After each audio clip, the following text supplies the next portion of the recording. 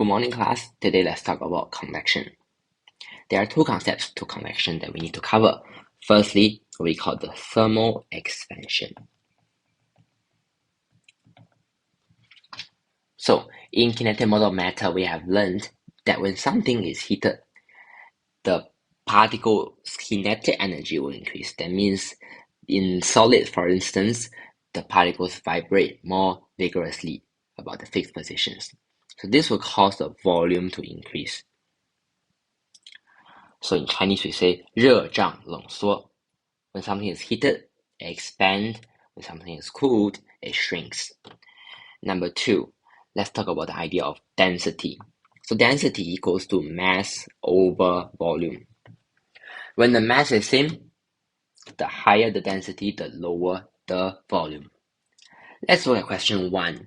The diagram shows a convection current produced when water in a standing container is heated. Where is the container heated to produce the convection current? So let's look at BCD. All of them are hitting water at the bottom. So the water at the bottom will expand in volume, decrease in density, and rise. So which is the one that actually rises? It's actually D. Then you ask, what about A? If we heat things at the top, then hot water will remain at the top because they are already the least dense. They have no incentive to sink down. Therefore, the answer is D.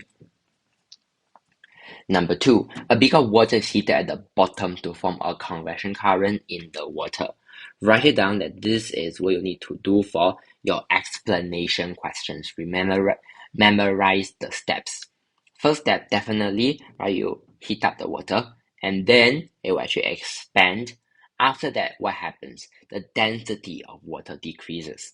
And so the consequence is less dense water rises and cold water moves in to replace it. Answer is C. Pei Yun performed an experiment where she held a piece of ice at the bottom of the test tube of water using a wire gauge as shown below. The water at the top is heated until it boils. However, the ice does not melt. Okay, let's observe the situation. So we're heating things at the top. So the water here is hot, and then water expands, less dense will rise. So it's already rising. There's no way that this hot water will sink down. Okay, so that explains why the ice does not melt. Because convection current is not set up. Then we look at conduction. Because water can also have conduction effect. Then is water a good conductor of heat? Not really. Okay? Firstly, hot water is more dense than cold water. This is conceptually wrong. This is actually less dense. Number 2, the wire gauge absorbs all the thermal energy from the water. Well, all the thermal energy, this sounds a little bit absolute because there are still holes, small holes in the wire gauge.